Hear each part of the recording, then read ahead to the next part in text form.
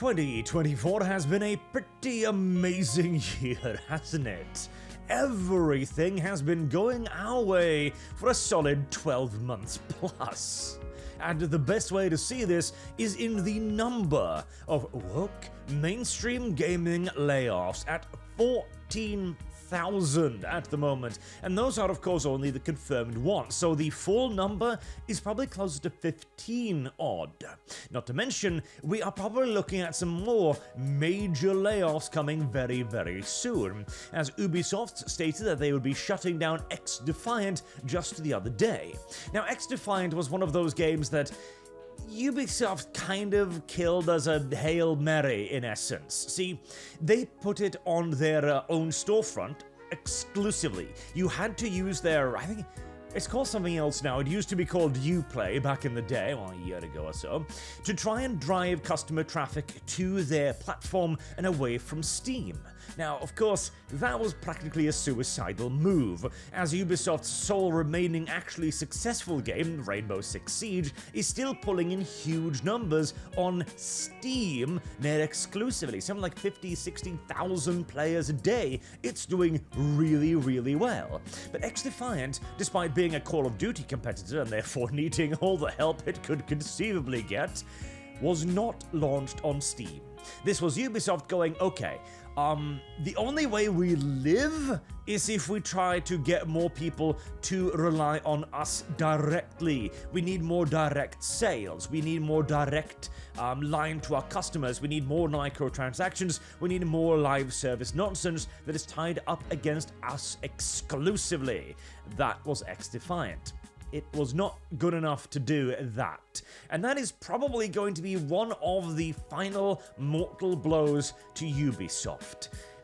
Unless Assassin's Creed Shadows is somehow a massive surprise sleeper hit, Ubisoft is probably unlikely to survive 2025. And I want to point out as well, the majority of layoffs, they tend to come in January, so prepare yourself for quite a bit more ahead. And they're not the only ones, of course.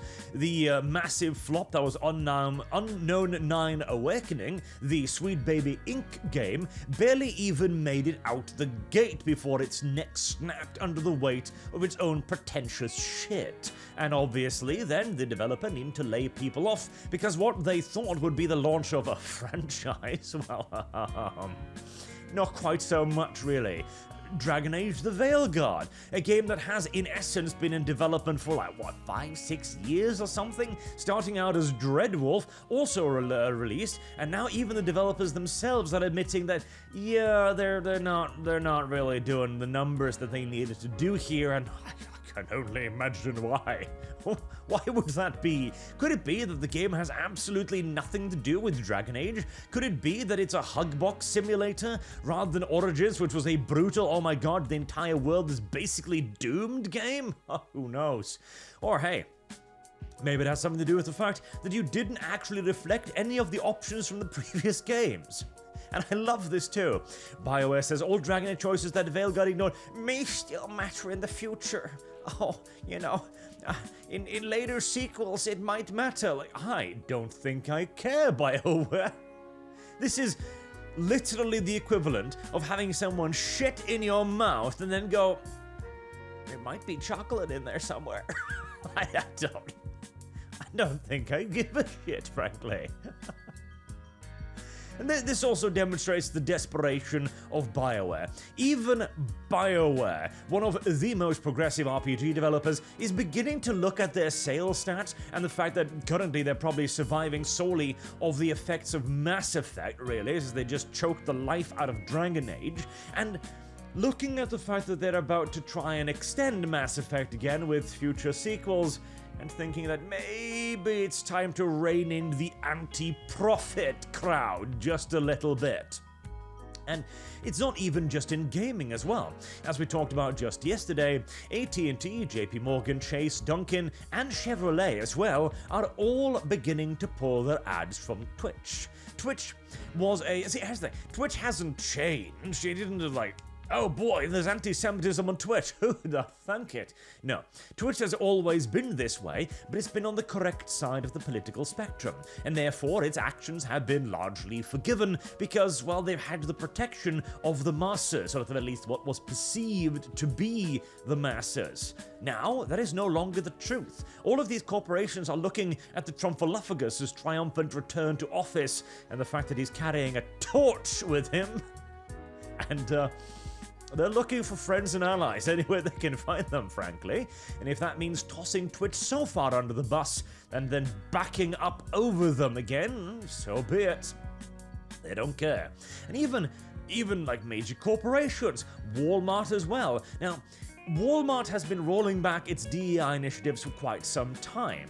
I think we talked about this earlier, was it this year or last year, where they had a major Pride collection that they didn't want to put on display due to the negative PR that created. We also see that this year, for example, almost none of the major corporations bothered with Pride Month, whereas normally that would mean a massive vomitous explosion of Pride-colored logos all over social media. This year, nobody seemed to give a shit, because the economic benefits of Pride, of wokeism, DEI, and all of this garbage has finally been seen to not be there. They are abandoning it. It is not earning them money. It is not earning them positive PR. In fact, it is doing the exact opposite. Bud Light really was just the scare to get all of the corporations in line. And there are, of course, the future as well. So, Grand Theft Auto 6. Now, GTA has gone quite some ways away from its initial inspirations of Grand Theft Auto, which was like a mad murder simulator parody style, crazy over the top, insane, you're not supposed to take this seriously in the slightest game, into more of a almost pseudo kinda serious style thing in 4 to the like, I don't know, weird, always online kind of style thing in 5? 5 is a confusing game for me, because I play pretty much all the GTA games, but 5, I own it. I think I've got it installed. It's squatting on like 130 gigabytes on my hard drive, and yet I've never played it. I think I've got like 3 minutes in the game. I loaded it up once, I got into a place, looked around, was like, don't know, exited again. Now, that's just because I'm a bit of a grognard when it comes to the old GTAs, but there are now quite a bit of suggestions going around that GTA might be going woke. Now, the trailer itself had some mild indications of it, nothing overt, but suggestions here and there, shall we say. And there are now quite a few of DEI employee certifications highlighting. So, there are quite a lot of DEI employees that have been discovered at Rocksteady. There seems to be a bit of a focus on it.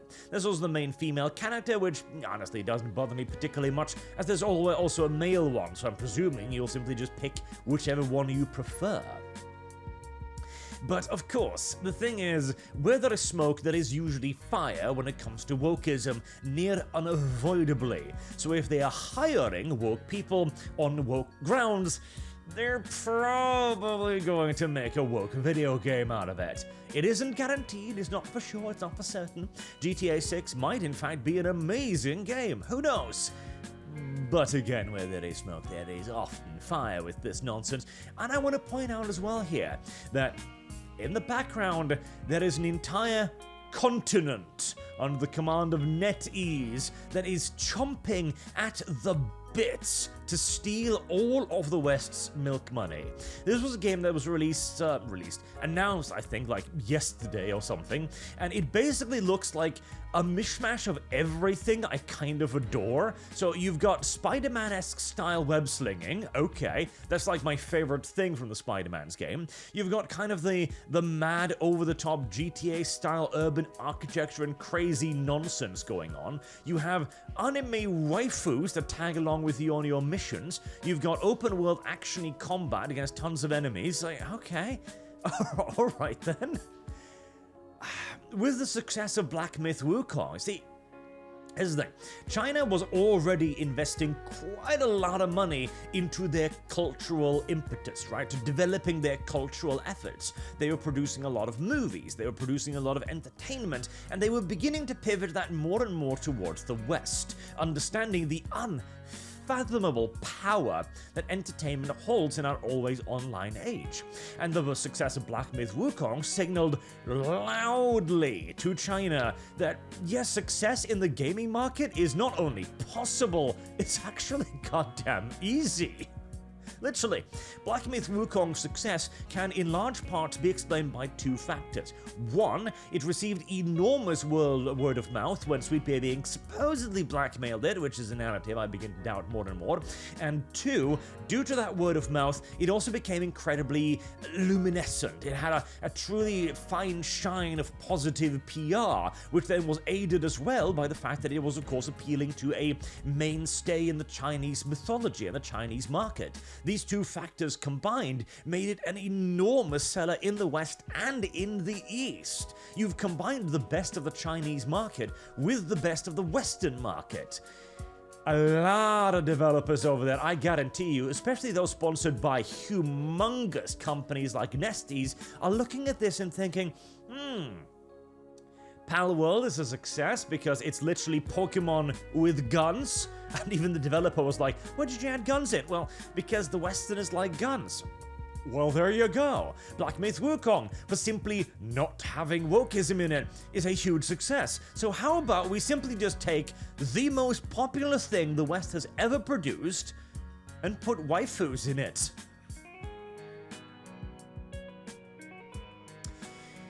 I mean, who knows? This could be shit and GTA 6 could be amazing. It's entirely possible, but if there ever was a set of circumstances in which the knockoff could trump over the original, we're there. We are there right now, and I don't think I need to remind any of you about the dangers of ceding cultural dominance to China, of all people. Yet, at the same time, well, here's the thing. At the end of the day, the entire reason why I am even talking about this nonsense in the first place is because I want to play goddamn video games.